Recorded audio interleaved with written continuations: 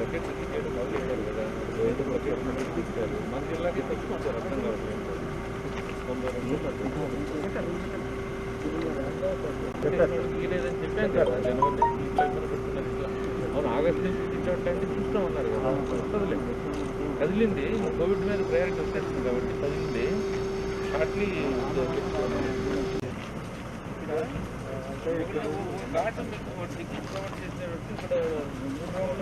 ఏమైనా వేసుకున్నాం చెప్పండి. వాడు ఏమైంది, అమౌంట్ ఏమైనా వచ్చిందా? ఇప్పుడు యాక్చువల్గా ఏం జరుగుతుంది ఫీల్డ్లో పోనీ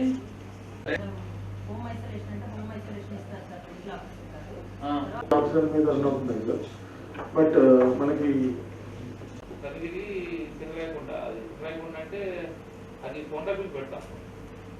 ఇన్వాయిసింగ్ చేయలేదు, వాళ్ళకి ప్రత్యేకించి ఈ రోజు ఇన్వాయిసింగ్ మొదలెడతా ఉన్నారు. వీరికి మాత్రం ఆల్రెడీ ఇన్వాయిసింగ్ జరిగిపోయింది.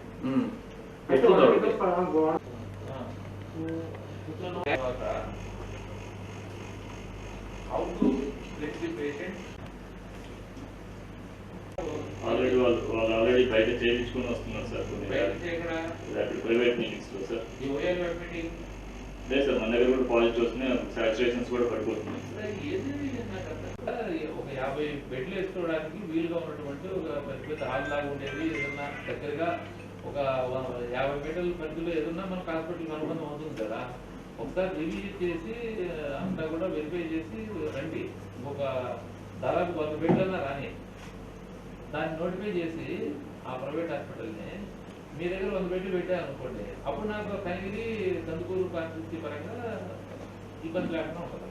పిల్లూరు కాన్స్టిట్యూన్సీలో ఉన్న 6 మండలాలైనా, ఎర్రగొండపాలెం కాన్స్టిట్యూన్సీలో 5 మండలాలైనా, మార్కాపురం కాన్స్టిట్యూన్సీలో 4 మండలాలైనా, ఇవన్నీ కలిపితే 6, 5, 11, 15. ఈ 15 మండలాలు మార్కాపురం హాస్పిటల్కే పంపాలి.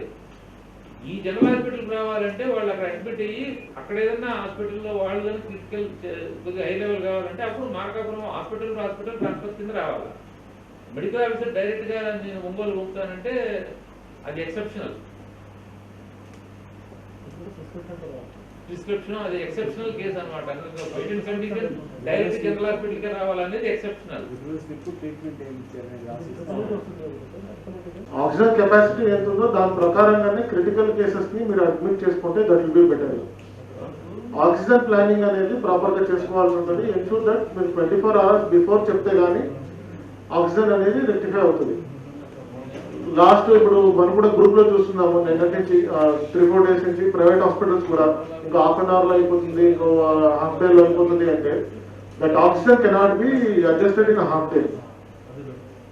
సో ప్రైవేట్ హాస్పిటల్స్ అంటే మీకు ఆక్సిజన్ కెపాసిటీ ఎంత ఉందో చూసుకోండి, దాని ప్రకారంగానే critical case who require patients అనేది మీరు తీసుకుంటారు. There will be proper proportionate, ఆ ప్రపోర్షనేట్ వారిగానే తీసుకోవాల్సి ఉంటుంది.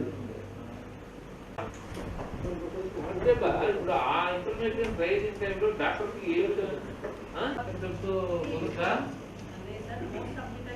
నేను నోడల్ ఆఫీసర్ చేసినందుకు ఒకవేళ కనిపించే పేషెంట్ అడిగి ఏ జిహెచ్కి అక్కడి నుంచి 4 సెంటర్స్ నుంచి రిఫరెన్స్ స్లిప్ వస్తాయి. ఆ 4 సెంటర్స్ నుంచి డైరెక్ట్ గా వస్తే మీరు వద్దని చెప్తున్నాను కదా. మెడికల్ ఆఫీసర్ లెవెల్లో అవి క్లోజ్ చేయడానికి మనకు ఆప్షన్ లేదు సార్. తర్వాత కొన్ని వాళ్ళు వచ్చిన నంబరు కాంటాక్ట్ చేస్తే మనం ట్రాన్స్ఫర్ చేస్తాం, వాళ్ళు రాంగ్ నెంబర్ అని చెప్తున్నారు. అందువల్ల వాళ్ళు ట్రేస్ చేయలేకపోతున్నాం సార్ పేషెంట్. మార్నింగ్ మళ్ళీ సేమ్ థింగ్ రిపీట్ అయింది సార్ పంపేజ్. దానివల్ల 1 day రిజర్వ్ కూడా సరిపోలేదు sir. Otherwise 1 day we're maintaining. वो मैंने आटा देना तो फैसिलिटी दे दो అదే కొనుక్కోవడానికి రెడీగానే ఉంది సార్. ఈ టైంలో ఎవరు కూడా ఏదైనా సరే ఒక పాజిటివ్ కేసుకి బెడ్ కావాల్సి వస్తే వాళ్ళు ఇప్పుడు ఏదైతే మనకు ఐఎంఆర్ దాంట్లో బెడ్ అవైలబిలిటీ దొరుకుతుందో దాని మీద ఒక ప్రొసీడింగ్ ఇస్తున్నాను. ఇక్కడ హాస్పిటల్స్ అందరూ ఇక్కడే ఉన్నారు కాబట్టి అది గవర్నమెంట్ హాస్పిటల్ అయినా ప్రైవేట్ హాస్పిటల్ అయినా it is an requisition made by the collector. So మా తరఫున నోడల్ ఆఫీసర్ ప్రొసీడింగ్ కూడా నోట్ ఆర్డర్ ఇస్తాం కాబట్టి పార్ కలెక్టర్ అని చెప్పి ఆయన మీకు రిక్విజిషన్ ఇస్తాడు. సో అందువల్ల బెడ్ అవైలబిలిటీ ఉంటే 100% ఈ కేటగిరీలో ఉన్నటువంటి వాళ్ళకి పోలీస్ కానీ, రెవెన్యూ కానీ, హెల్త్ కానీ, అట్లాగే ఎవరైనా సరే గవర్నమెంట్ సర్వీస్లో ఉన్న వాళ్ళకి ఆ ఫెసిలిటీ క్రియేట్ చేయడానికి ఒక డెసిషన్ తీసుకున్నాము. So that should be honoured. నమస్కారాలు తెలియజేస్తున్నా. ఇటీవల కాలంలో సెకండ్ వేవ్లో భాగంగా కోవిడ్ కేసులు ఎక్కువ అవుతున్నాయి. దానివల్ల హాస్పిటల్ అడ్మిషన్స్ మీద ప్రెజర్ పెరిగింది. ఈ సందర్భంగా hospital preparedness task force committee meeting ఇందాక డీటెయిల్గా రివ్యూ చేశాం. దీంట్లో మనకు ప్రధానంగా ఫీల్డ్ లెవెల్లో పాజిటివ్ కేసులు డిటెక్ట్ అయిన తర్వాత మెడికల్ ఆఫీసర్సు పిఎస్సిలో కానీ యూఎస్సీలో కానీ పనిచేసే వాళ్ళు ప్రతి పేషెంట్ను కూడా ట్రయేజింగ్ చేసి హోమ్ ఐసోలేషన్లో పెట్టి ట్రీట్మెంట్ ఇవ్వాలా లేదా హాస్పిటల్కి పంపాలని చెప్పి డిసైడ్ చేస్తారు.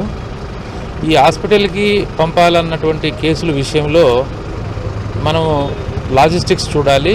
అంటే వాళ్ళ ప్లేస్ నుంచి వాళ్ళకు అనుకూలమైనటువంటి హాస్పిటల్కి ఆ పేషెంట్ని మనం ట్రాన్స్పోర్ట్ చేయాలి. ఈ వివరాలన్నీ కూడా పేషెంట్కి కూడా అందాలి.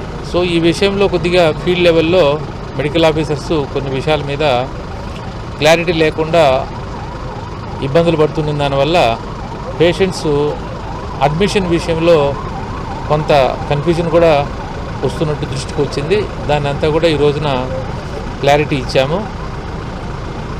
మనకు హాస్పిటల్స్లో భాగంగా అపెక్స్ లెవెల్లో గవర్నమెంట్ జనరల్ హాస్పిటల్ ఒంగోలులో ఉన్నది మనకు ఒకటే. ప్రైవేట్ మెడికల్ కాలేజీలు కూడా ఇక్కడ లేవు.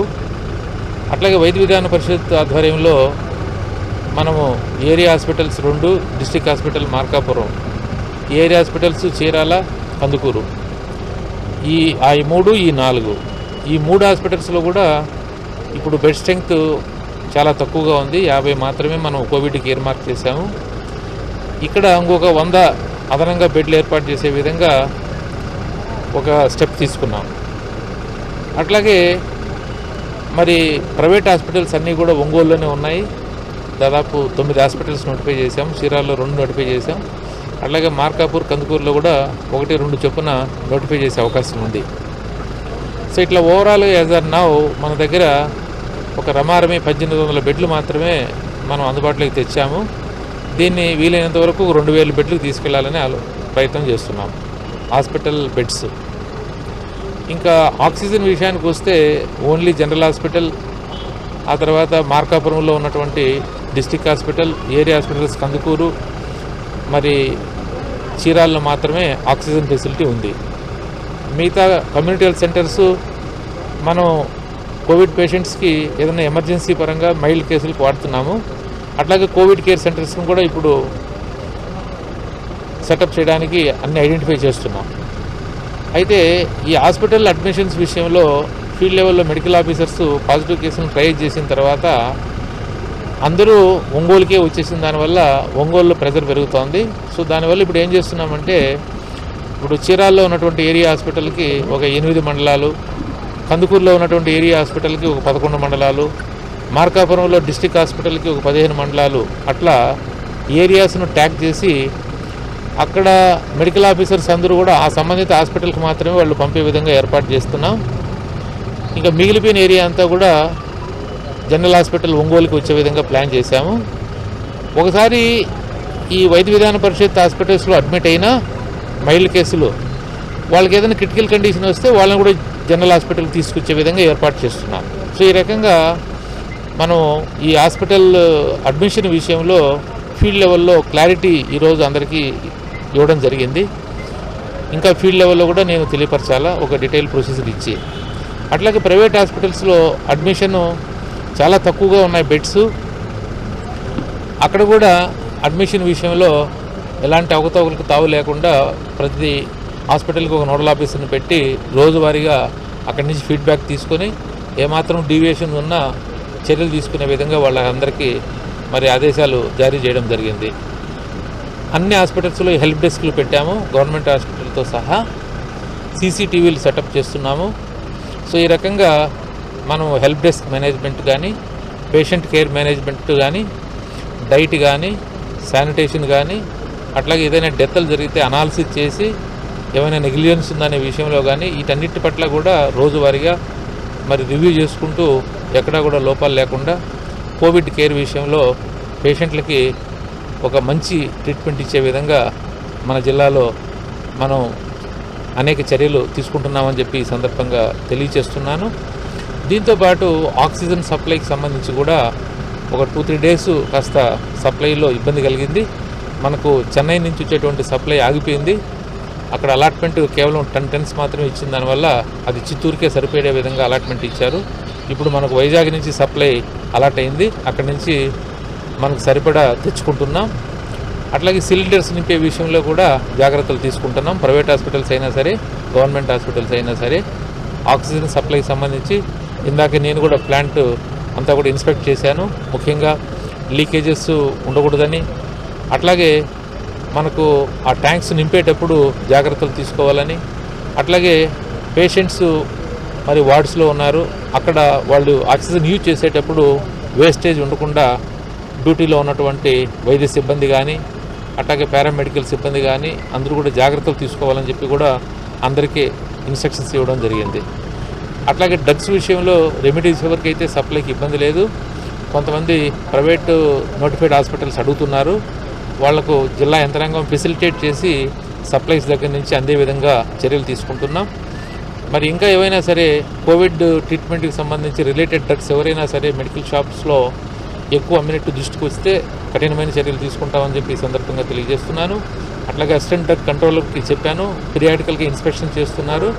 ఎవరైనా సరే మరి స్టాక్ హోర్డింగ్ చేస్తే మాత్రం సీరియస్ క్రిమినల్ చర్యలు తీసుకోవడానికి కూడా వెనకాడం అని చెప్పి ఈ సందర్భంగా చెప్తున్నా. ఎస్పీ గారు కూడా వచ్చి అందరికీ అడ్రస్ చేశారు. ఎక్కడైనా సరే మరి కోవిడ్ ఆపరేషన్స్లో డీవియేషన్స్ విల్ఫుల్గా చేస్తే మాత్రం క్రిమినల్ చర్యలు కూడా తీసుకుంటామని చెప్పి ఎస్పీ గారు ప్రత్యక్షంగా అందరికీ నా సమక్షంలోనే చెప్పడం కూడా జరిగింది. సో ఏదేమైనప్పటికీ ప్రస్తుతానికి ఈరోజు జరిగిన మీటింగ్ హాస్పిటల్ ప్రిపేర్డ్నెస్, దానికి సంబంధించి ఇంకా పటిష్టంగా అడ్మిషన్స్ జరిగే విషయంలో కానీ, వైటల్స్ రికార్డ్ చేసే విషయంలో కానీ, డైట్ ప్రొవైడ్ చేసే విషయంలో కానీ, శానిటేషన్ హౌస్ కీపింగ్ మెయింటైన్ చేసే విషయంలో కానీ, అట్లాగే డెత్ జరగకుండా జాగ్రత్తలు తీసుకునేటువంటి విషయంలో కానీ క్షుణ్ణంగా అందరికీ అన్ని విషయాలు మాట్లాడి చెప్పడం జరిగింది.